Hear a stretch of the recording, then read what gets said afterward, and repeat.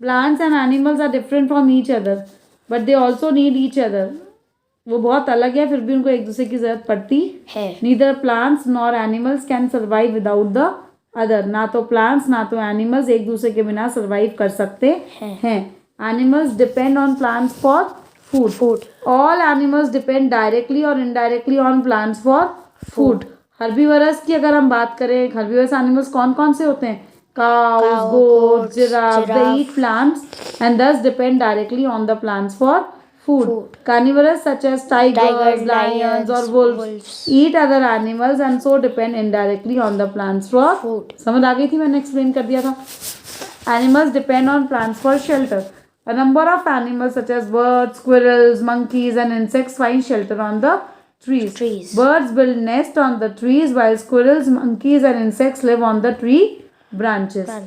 Animals depend on plants for oxygen. Plants make food in the presence of sunlight. Carbon dioxide and water. अगर plant को खाना बनाना होता है तो उसको कौन सी तीन चीजें चाहिए होती हैं? Sunlight, carbon dioxide and water. To give out oxygen during this process. To give out oxygen during this process. अब वो खाना बनाएंगी तो ऑक्सीजन तो देंगे. एनिमल्स ये ऑक्सीजन ले लेते हैं during respiration. Plants also take in small amount of oxygen during respiration. जब प्लांट्स रेस्पिरेशन करते हैं ना तब वो थोड़ी सी ऑक्सीजन तो लेते ही हैं, थोड़ी सी ऑक्सीजन तो लेते. लेकिन जब वो खाना बनाते हैं तो वो बहुत सारी कार्बन डाइऑक्साइड ले लेते हैं और बहुत सारी ऑक्सीजन दे देते हैं और ये प्लांट्स यूज कर लेते हैं. Plants use carbon dioxide produce by the animals. During respiration animals take in oxygen. हमें पता है ना. yes, एनिमल्स क्या करते हैं? They take in oxygen and given carbon dioxide. This carbon dioxide used by the plants during the photosynthesis. तो सब देखो, पूरी दुनिया, पूरे प्लांट्स और एनिमल्स एक दूसरे पर डिपेंड हैं. Plants depend on animals for reproduction also. मैंने अभी आपको समझाया था.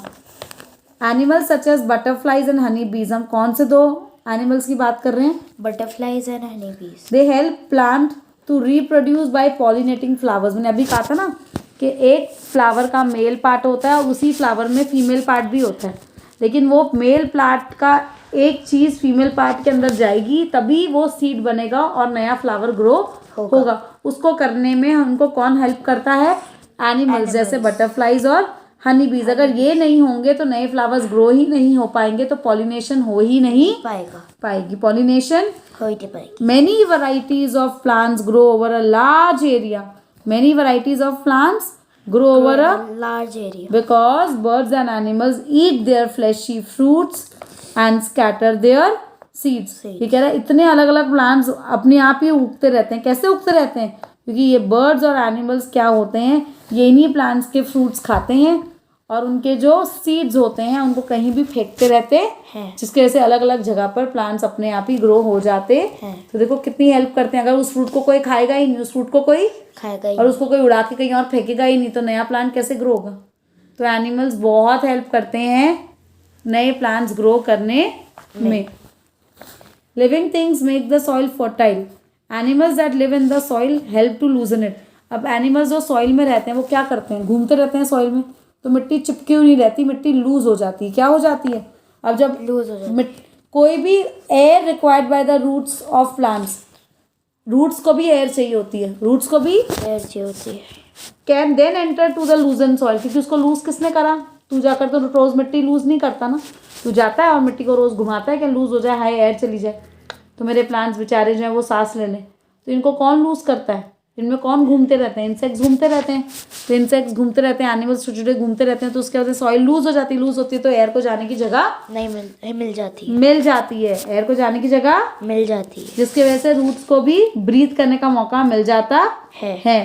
तो एनिमल्स जो एज ए अर्थवर्म जो है ये अर्थ को बहुत ज़्यादा फर्टाइल बना देता है. Earthworm is the farmers friend. पता है, क्योंकि ये पूरी की पूरी सॉइल लूज करके फार्मर को दे देता है, तो फार्मर इससे बड़ा खुश रहता है. तो फार्मर क्या करता है? अपनी मिट्टी में बहुत सारे अर्थवर्म्स डाल देता है. अगर नहीं भी होता ना तो ब्रीडिंग करा देता है, मतलब बच्चे पैदा करा के बहुत सारे अर्थवर्म डाल देता है.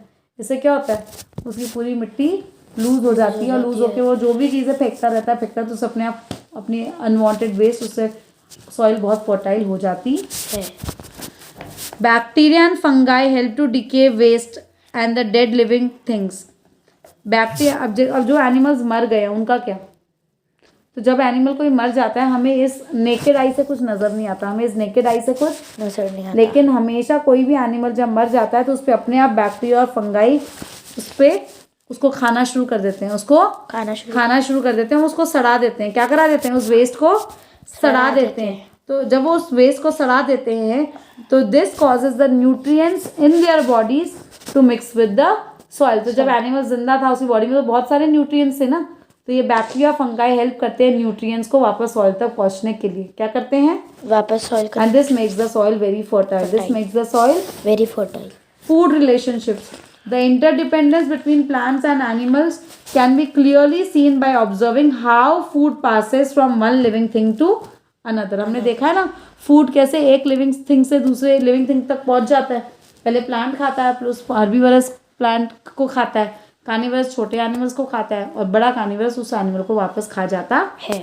तो a series of living things showing which one eats which is called a food chain. ही आएगा सीरीज है, मतलब एक दूसरे को हर इंसान खाता है इस दुनिया में। चींटी से लेकर बड़ी चीज को हर कोई एक दूसरे को खा जाता है।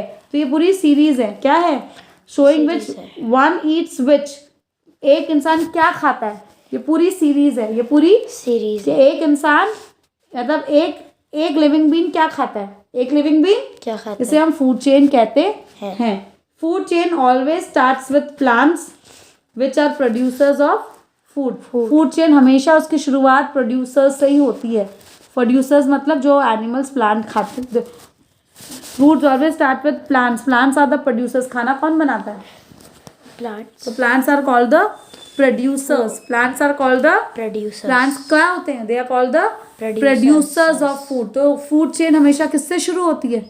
प्रोड्यूसर्स से। फूड चेन हमेशा किससे शुरू होती है? प्रोड्यूसर्स से।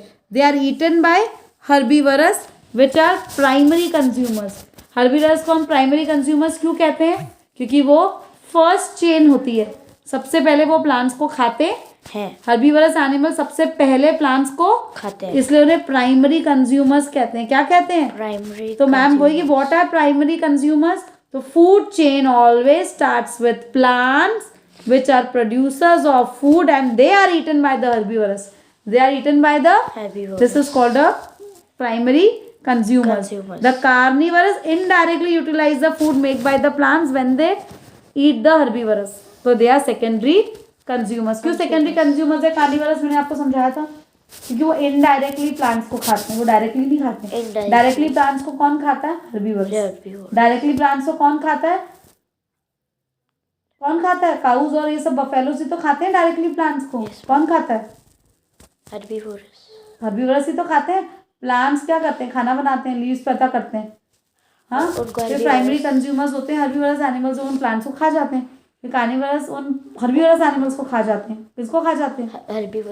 हर्बीवोरस प्लांट्स को खाते हैं और कार्निवोरस हर्बीवोरस को। तो इसलिए हर्बीवरस सबसे पहले प्लांट्स को खाते हैं, इसलिए उन्हें प्राइमरी कंज्यूमर्स कहते हैं और कार्निवरस को सेकेंडरी कंज्यूमर्स कहते हैं। ये देखो ये फूड चेन है पूरी की पूरी। Eventually all plants and animal die. आखिर में तो सबने मरना ही है। आखिर में तो bacteria and fungi need feed on the dead bodies. तो कौन फीड करता है फिर डेड बॉडीज पे? बैक्टीरिया और डेड बॉडीज को कौन खाता है? बैक्टीरिया और fungi. They break down the dead body into simple substances. They break down the dead bodies into simple substances which can be used by the plants. Which can be used by the plants. वो क्या करते हैं? ये क्या करते हैं? They break down the dead bodies into simple substances which can be again used by the plants. Bacteria and fungi are known as decomposers. Bacteria and fungi are known as decomposers. Bacteria and fungi are known as decomposers. Why? Because they bring back the nutrients into the soil. They feed on the dead animals. They feed on the dead animals and feed and bring back the bacteria and bring back the nutrients in the soil, not the bacteria. Bring down the nutrients in the soil. They feed on the dead animals and bring back the nutrients into the soil. Stop.